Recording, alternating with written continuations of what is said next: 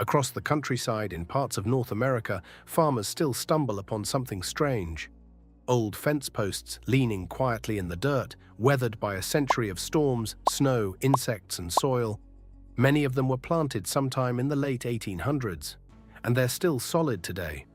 That alone is unusual. Wood buried in soil usually begins to rot within a few years. Even modern pressure-treated lumber, engineered with chemicals to resist decay, often fails within a couple of decades. Yet these posts have outlived generations of farms, equipment, and buildings that once surrounded them. The story behind them leads back to a tree that early settlers quickly learned to rely on. A tree that produced timber harder than many traditional hardwoods, strong enough for tools, ships, railroads, and structures that had to survive harsh environments. For a time, it quietly helped build some of the infrastructure that kept an expanding country moving. The tree in question, the black locust tree. For generations, people who worked with it noticed something unusual. Timber cut from this tree behaved differently from most woods they were used to. Posts held firm in the ground long after nearby structures had been rebuilt. Old timbers remained solid when others had already failed. The pattern showed up too many times to be dismissed as coincidence. Eventually, foresters and researchers began looking more closely at the wood itself, because the explanation wasn't in how the posts were installed or how the structures were built. The answer was hidden inside the wood, and we will explore all that here at the Lost Green Law. If you enjoy this kind of content, you will really help us out if you could like the video and hit that subscribe button. Thank you. Now moving on. The reason those fence posts survive for so long begins inside the wood itself. Most trees rely mainly on density for strength, but black locust adds another layer of defense. The heartwood contains natural compounds that act as a chemical shield against fungi and insects. These compounds, primarily flavonoids such as robinetin and dihydrorobinetin, make the wood extremely difficult for decay organisms to break down. In practical terms, the microbes that normally digest wood simply struggle to survive inside it. Forestry research has repeatedly confirmed how unusual this is. In durability tests conducted by the U.S. Forest Service Forest Products Laboratory, black locust consistently ranked in the highest durability category for North American woods. In ground contact trials, untreated samples lasted dramatically longer than most common timbers, even when buried in moist soil where decay fungi are normally most aggressive. The wood structure reinforces that protection. Black locust is dense, with tightly packed fibers that slow the movement of water through the grain. Moisture is the main trigger that allows fungi to colonize wood, so limiting that movement dramatically slows the decay process. Then there is the tree's hardness.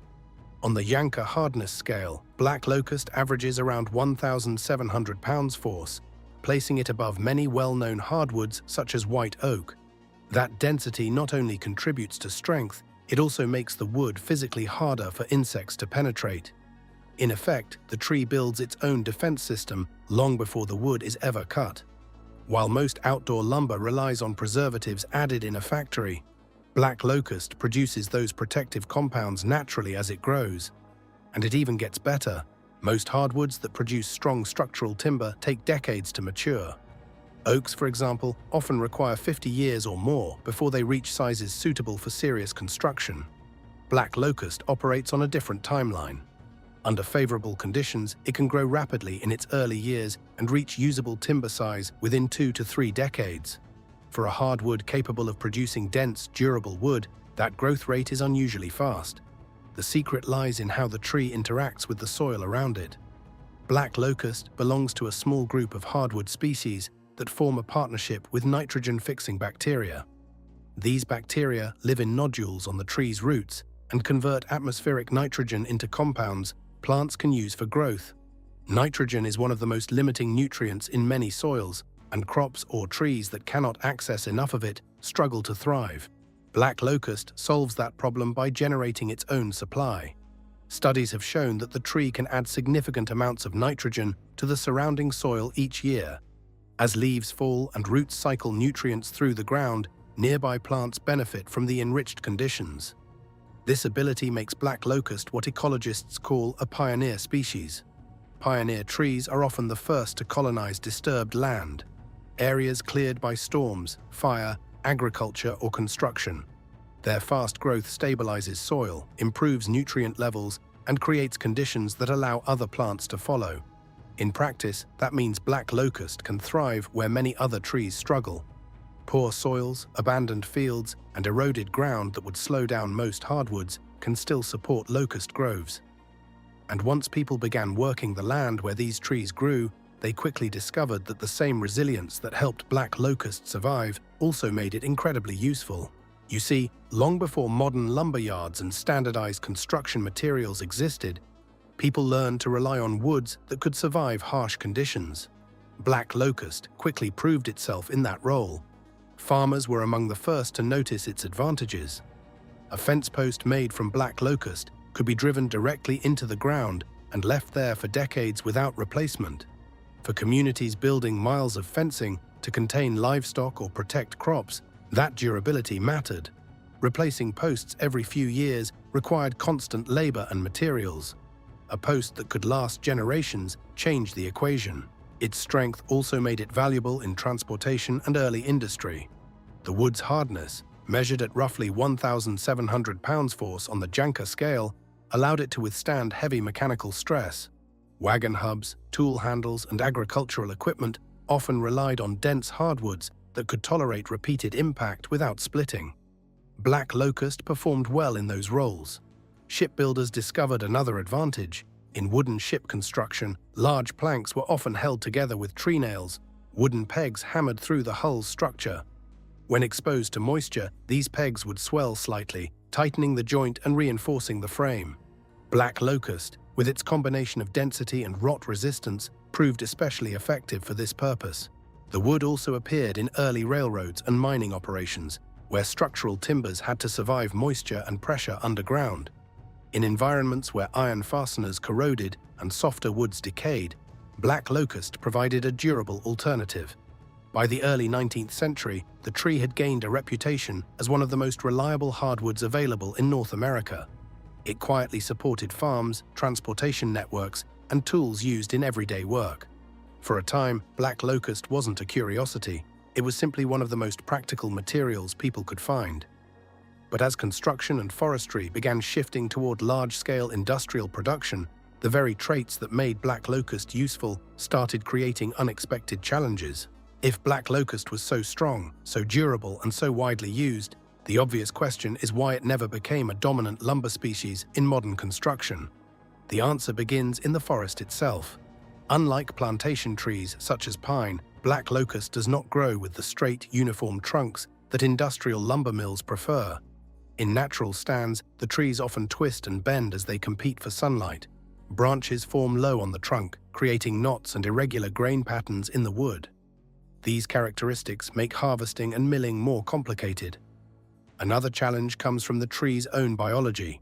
Black locust frequently produces tension wood, a type of reaction wood that forms when a tree grows under stress or uneven light.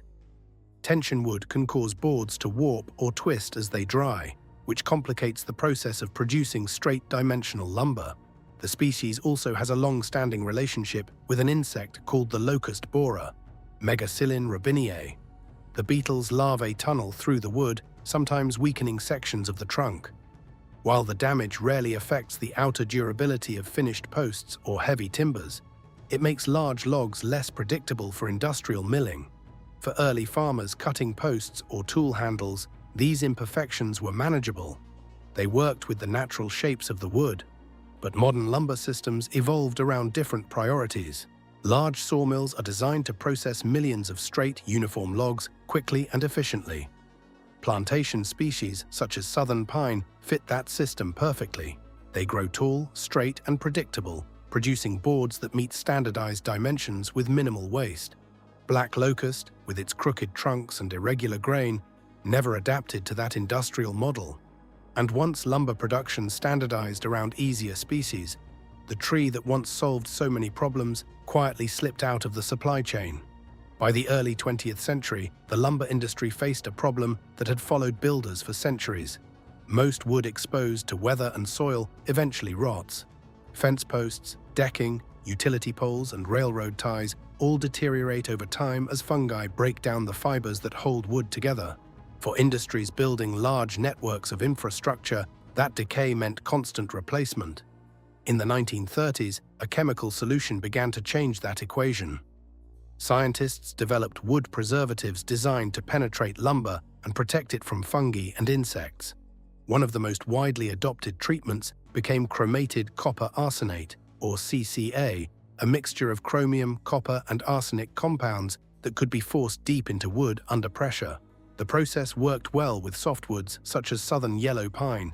These species grow quickly, produce straight trunks, and absorb preservatives effectively during pressure treatment. Once treated, the wood could survive outdoors for decades instead of a few years. This development transformed the lumber market. Pine plantations could produce vast quantities of uniform logs, which mills could process quickly into standardized boards. Treatment plants then infused those boards with preservatives, creating a product marketed as pressure-treated lumber. By the mid-20th century, treated pine had become the default material for outdoor construction across much of the United States. Decks, fences, playground equipment, and utility structures increasingly relied on it.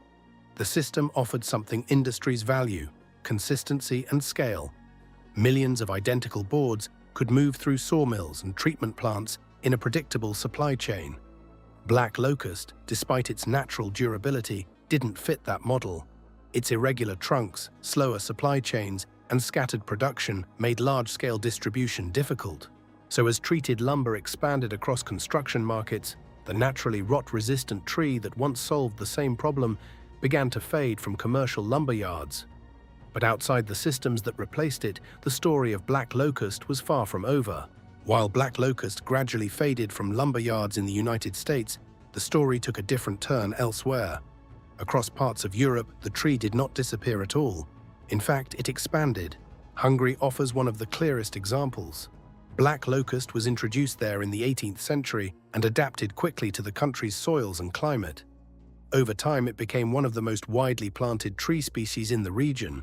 Today, black locust forests cover roughly 1 million acres of Hungary's forest land, accounting for about 20% of the country's total forest area. Hungarian foresters value the tree for the same reasons early American farmers did. The wood's durability makes it ideal for outdoor structures, vineyard posts, and agricultural fencing that must remain in the ground for decades. Because the wood naturally resists decay, these uses require little chemical treatment. The tree also supports another industry that rarely appears in lumber discussions: beekeeping. Black locust flowers produce large amounts of nectar each spring. That nectar becomes acacia honey, a light-colored honey that remains liquid for long periods and is widely traded across Europe. Beyond agriculture, the wood has gained attention from architects and urban planners. Its resistance to rot makes it suitable for outdoor decking, pedestrian bridges, and landscaping structures where constant exposure to weather would quickly damage many other woods.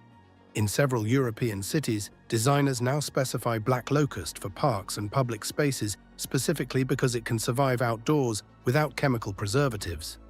So while the species became relatively obscure in the country where it originated, other regions quietly continued planting, harvesting, and building with it.